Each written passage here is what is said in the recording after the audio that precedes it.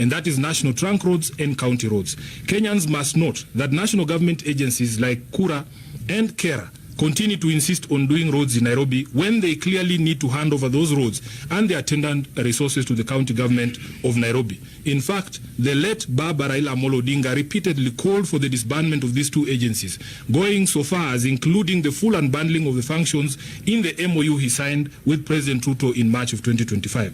Ruto continues to not only ignore that MOU, but to actively violate it as demonstrated by the so-called cooperation agreement. In addition, there exist constitutional and legal ways to channel funds to specific counties in recognition of their unique needs and status. These include additional allocations and conditional grants. Examples of these grants include grants to counties to construct headquarters and industrial parks. By the way, you should know Nairobi doesn't receive any of those funds, but other counties receive. If indeed we needed national government to build a world-class market at Gikomba, we can channel resources to the county government of Nairobi to build that world-class market through similar instruments. Lastly, it is my considered view that arrangements such as NMS and the proposed cooperation agreement unnecessarily obfuscate and complicate oversight and accountability processes by the assemblies, the Senate, and the Office of the Auditor General. The President at every turn dismisses concerns raised by both the people and their representatives as noise. He asked those with alternative ideas to give those ideas. Mr. President, I have said before that it is possible to govern and achieve development within the confines of the law, and I want to demonstrate this today. Here is what I would have done. Number one, direct that all national government agencies that owe monies to the people of Nairobi immediately clear their obligations, which are in excess of Kenya shillings 100 billion, and let the County Assembly of Nairobi ring-fence those monies towards development projects, including roads, markets, drainage, garbage collection, and the payment of pending bills. By the way, Nairobi still holds the highest amount of pending bills, over 100 billion shillings, so that if we were paid the 100 billion shillings that the national government owes us, we can clear those pending bills.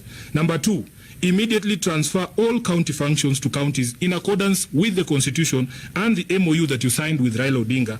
Dissolve Kura and Kera as per his advice and channel all their budgets to the Nairobi County government to do our roads. Number three, utilize existing legal instruments such as KARA and conditional grants to channel additional funds to Nairobi for streetlights and markets, noting the unique security needs of the capital county.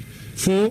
Direct Treasury to honor the disbursement schedule passed by the Senate that legally requires them to transmit county shareable revenue by 15th of every month. You have heard us in the Senate complain of frequent delays, and the Council of Governors as well, frequent delays in disbursement of the shareable revenue, which is part of the problems, the causes of the problems in the counties. And you have heard that a state institution such as State House has already expended its entire budget 4 to 3 months before the end of the financial year. Yet, county governments are behind 3 to 4 months in terms of receipt of their allocation. So you see, Mr. President, it is possible to remain faithful to your oath of office. We want development, but only if undertaken in strict accordance with the Constitution. This is, in fact, is the very foundation of leadership. I want to take this opportunity to urge both parties, my governor Sakaja and the President, to shelve this agreement in the public interest and maintain fidelity to the Constitution through those ways that I have suggested to them. I thank you. This is my statement. I will take questions, if any. Yes. Yes, and my name is from KBC. Given that you have talked about the legal breaches following that particular collaboration, could we be seeing you moving to court or taking any legal action? Yes, the agreement is expressed to take effect within 14 days.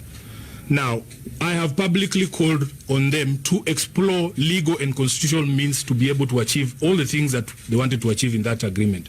If it is not possible for them to consider this request by the Senate of the People, we will use all available means, legal and otherwise, to be able to enforce adherence to the Constitution, including through our Senate committees. And this matter will find itself in the floor of the Senate very soon, as you will see. Senator, you talked about the audit and oversight. Absolutely. Of the 80 billion. We saw what happened with NMS. If this cooperation or collaboration goes on, will be oversight in this area? That is the question. That is a very fantastic question, and that is what I have said in the statement here, that it actually complicates the audit process. Do we call this committee to the Public Accounts Committee? When the Auditor General goes to do her audit at the county government, and she's told, oh, some of the documents are at National Treasury, the others are sijui where, it becomes very difficult for her to do her job. And that is why we are saying, let us maintain fidelity to the Constitution. There are ways to channel monies. For instance, I've given you the example of county aggregation parks. Nairobi does not get any money for building of an aggregation park. If you ask the governor himself, he will say his priority is a market at Gikomba. Why can't we use the same instrument to give us the money to do the market at Gikomba? So that is what we are saying. It actually complicates the audit process and the oversight process. Yes. My name is Omar from West TV. Yes. Senator, is it enough to tell the President and the Governor to shelve that agreement now that they are working backwards, signing and then going for public participation? What is the likely scenario for them to happen so that we can... I don't know if you have come in late, because we have addressed the question of public participation. We have said it is you know, to make a mockery of the public, for you to do something, then you say you're going to do public participation on it. It means that you've already made up your mind and that you're going to do an exercise that is cosmetic. Number two, they have said the agreement takes force in within 14 days from yesterday. That tells you that we have under 13 days to be able to complete that public participation. I've also pointed out to you that if you read at the agreement at clause 6.2, they are saying any amendments that will arise from the public participation will be included. They are not anticipating a scenario where the people of Nairobi say we are rejecting the entire thing, you know. So, and there are other clauses in the document itself that say the parties can enter into supplemental agreements without the participation of the people. So we are saying shelve this thing, go through a proper process. There are legal mechanisms for you to channel money if the need of Nairobi, for instance, has been identified as unique, just the way the other counties receive money for unique purposes like building of headquarters and building of county aggregation parks. We can be given a conditional grant to do our street lighting in Nairobi and retain fidelity to the Constitution. Chris, yes. From Ramogi TV. Yes, Chris.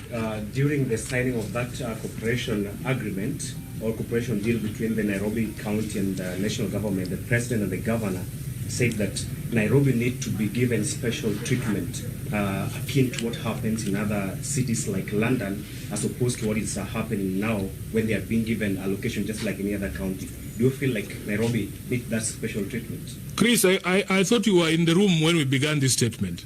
Just go through the statement I have given, that the Urban Areas and Cities Act was passed in 2012. William Ruto was deputy president. In fact, they called him a co-president in 2013. They, together with Uhuru Kenyatta, were given the responsibility by Kenyans to be the first administration to be able to implement this constitution. So we are wondering, how has he suddenly become clever and noticed that there is a law called the Urban Areas and Cities Act? It requires that you give Nairobi support, yes, but we are saying there are constitutional means for you to channel this support, as I've given you the examples of the conditional grants and the additional allocation. What is not clear about that? Do you think it was a mistake? Na bila shaka baadaye